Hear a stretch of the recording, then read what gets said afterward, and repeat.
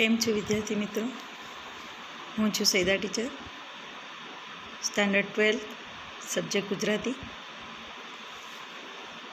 Chapter 9 હુંકારી જા. આપણે પાર્ટ 1 આગળ જોઈ ગયા તેમ કે કવિ તેમની વીણાની વાડી જગાડવાની વાત કરે છે પ્રભુને. કવિ ઈશ્વરને ઝંઝાના ઝાંઝર પહેરીને પધારી જા અને મારા કામના કમાણને ઢંઢોળી જા એમ કહે છે. સૂતેલા માણસની આંખો બંધ હોય એમ કવિ પ્રભુને કહે છે કે મારી પાપડનો પડદો ઉપાડીને મને સોનેરી સપનો બતાવી જવા કવિ કહે છે. હવે આપણે આગળ જોઈએ કે કવિ આગળ શું કહેવા માંગે છે.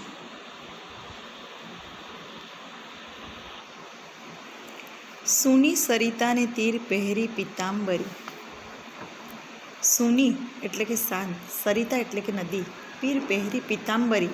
આ જે સૂની સરિતા જે છે એ શાંત નદી જે છે એણે જાણે પિતાંબરી એટલે પીળા કલરનું વસ્ત્ર, અંબોટિયું જે ધોતિયું તરીકે પહેરવામાં આવે છે, જે અંબોટી પણ કહેવાય છે, પીળું વસ્ત્ર ધારણ કરી લીધું છે કે જેમાં જાણે બધું પીળું પીળું દેખાય છે. આપણે કહીએ છીએ ને કે જેને કમળો હોય છે તેને પીળું જ દેખાય છે, તે એટલે કે ખરાબ જ દેખાય છે. પરંતુ અહીં કવિ કહે છે કે તું મારા આ દિલનો દડુલો એટલે કે અંતરને, જે મારા અંતરનો દડુલો એટલે કે દડો, એને તું એવી રીતે ગોળ ગોળ ફેરવીને રમાડી જા કે મને બધું જ સરખું દેખાય. આ નદી જે છે એ મારા જીવન શાંત થઈ ગયેલું છે કે જે કંઈ જ નથી દેખાતું, એમાં દેખાતું જ નથી, સર્વત્રે બધું પીળું જ દેખાય છે. એના અંતરના દ્વારને તું મને આવીને સરસ એવા મારા જીવનને થોડું પેલા દડાની જેમ ગોળ ગોળ ફેરવી જા કે મારું ચક્ર સરસ વ્યવસ્થિત ચાલતું થઈ જાય. ભૂખી સબરીના બોર બે એક આરોગી. ભૂખી સબરીના બોર બે એક આરોગી. આપણે સૌ જાણીએ છીએ કે સબરી જે છે તે પોતાના સમગ્ર જીવન શ્રી રામના દર્શનની જ ભૂખી હતી. પોતાના આખું જીવન દરમિયાન એમણે જ શ્રી રામની દર્શનની જ ઈચ્છા હતી, છતાં પણ શ્રી રામના દર્શનથી એણે આટલી ઈચ્છા રાખી હતી અને એને મળી પણ છે. ભલે ને એનું આયખું વીતી ગયું, એનો વર્ષ વીતી ગયા, એના વર્ષો વીતી ગયા, પોતે પ્રભુના દર્શનમાં એ જાણે બેઠી હતી અને પ્રભુ દર્શન જ્યારે એને મળે છે ત્યારે તે ન કરે, પ્રભુને એ મળે બોર ખાટા ન મળે એ માટે એ પોતે પોતાના એઠા બોર, દરેક બોર એ ચાખે છે, કયું મીઠું બોર છે અને પછી શ્રીરામને જમાડે છે એટલે કે ખવડાવે છે. તો આ જન્મ ભૂખી સબરી હતી, તો તેને જન્મભૂખી સબરી જે હતી તેને પણ તમે દર્શન આપ્યા, તો તેના એઠા બોર તમે ખાધા. તો એવી જ રીતે સબરીને પ્રભુ શ્રી રામના દર્શન દઈને એને મોક્ષની પ્રાપ્તિ કરાવી. તો હું પણ જન્મભૂખ્યો છું, તમે પણ મને મારા દર્શનથી જમાડી જાઓ. હું તમને બસ આટલી જ પ્રાર્થના કરું છું કે મારું બંધ આંખોને ખોલી જાઓ, મને કંઈક સાચો રસ્તો, સાચી દિશા મને બતાવી જાઓ.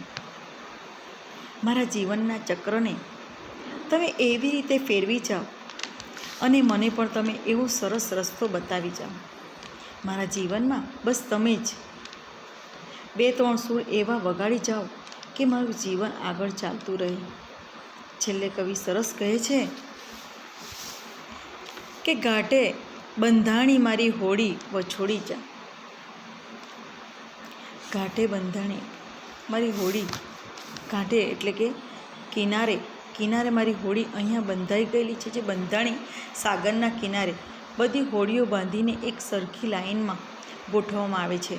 તો અહીંયા કવિ એ જ કહે છે કે મારું જીવન પણ આવું બંધાઈ ગયેલું છે, જે આગળ વધવાનું નામ જ નથી લેતું.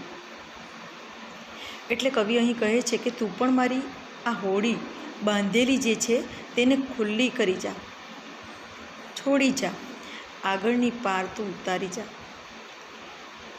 એટલે કે મારા જીવનમાં એવો કંઈક તમે તમારા હલ્લેસા, એટલે કે છેલ્લે કહે છે ને કે મનના માલિક તારી મોજના હલ્લેસે, ફાવે ત્યાં એને હંકારી તું જા. હલ્લેસા એટલે કે હોય છે કે રોબોટ આવે છે, એટલે કે અહીં જે છે કે તું તો મનનો માલિક છે. મારા મનનો માલિક તો તું છે. જો મારા મનને હું જે રીતે જીવન, બસ તને એટલી જ પ્રાર્થના કરું છું કે મારી હોડીને પણ એવી જ રીતે આગળ લઈ જા. સાગરને પેલે પાર તું જ્યારે કહેશે ત્યાં હું ચાલી લઈશ. તારી મોજના હલ્લેસે મારી નૈયાને તું આગળ વધાવ. ફાવે ત્યાં હંકારી જા. તારે જ્યાં લઈ જવું હોય ત્યાં લઈ જા, પણ મને સાચી દિશા તરફ લઈ જા. તમે એકવાર મને દર્શન આપો અને મારા જીવનને, આ સંસારરૂપી હોડી જે મારું જીવન છે, તમે સાગરમાં એવી રીતે લઈ જાઓ કે મારી નૌકા પણ ભવસાગરમાં પાર કરવા માટે હું તમને વિનંતી કરું છું. મારી આ નૌકાને પેલે પાર ઉતારો. કવિ પ્રભુને વિનંતી કરે છે, સંસાર સાગરના ઘાટે બંધાયેલી મારી જીવન નૈયાને ઘાટથી છોડીને સાગરની લહેરોમાં હિલોળા ખાતી કરે. આગળ કવિ વિનંતી કરે છે કે પ્રભુ, મારી જીવન નૈયાને તું તારી મરજી મુજબ હલ્લે જા. વડે તું ઈચ્છે તે પ્રમાણે હંકારી જજે, પરંતુ મારે ઘાટ સાથે બંધાઈ રહેવું નથી.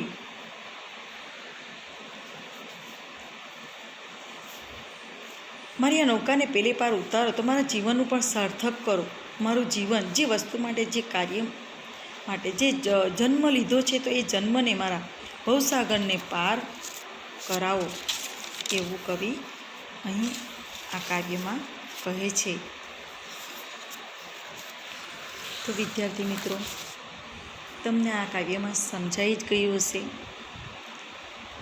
કવિના હૃદયમાં પ્રભુમય બનવાની ઈચ્છાને જગાડવા તેઓ પ્રભુને બંસી, વીણા અને ઝરમર વરસતા વરસાદ જેવા માધ્યમો દ્વારા સુરીલા ગીત છેડવાની વિનંતી કરે છે.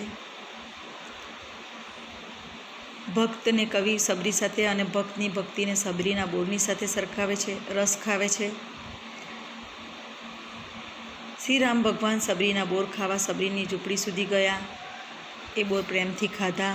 આ સમગ્ર ઘટના દરમિયાન પ્રભુના દર્શનની ભૂખી સબરીના પેટ ભરીને રામ ભગવાનના દર્શનથી પોતાની ભૂખ તૃપ્ત કરી, અથવા તો પ્રભુએ જાતે ભક્ત સબરીના પ્રભુ દર્શન ભૂખને સંતોષી.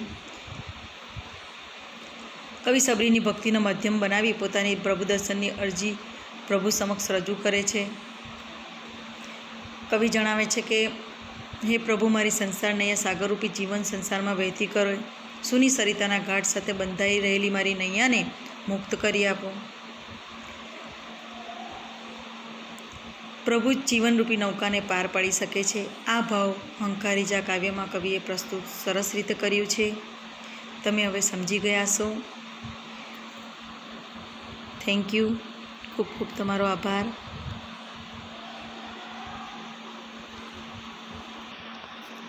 ધ્યાન આપતા રહેજો. હવે આપણે આગળના ચેપ્ટરમાં મળીશું, ચેપ્ટર 10માં.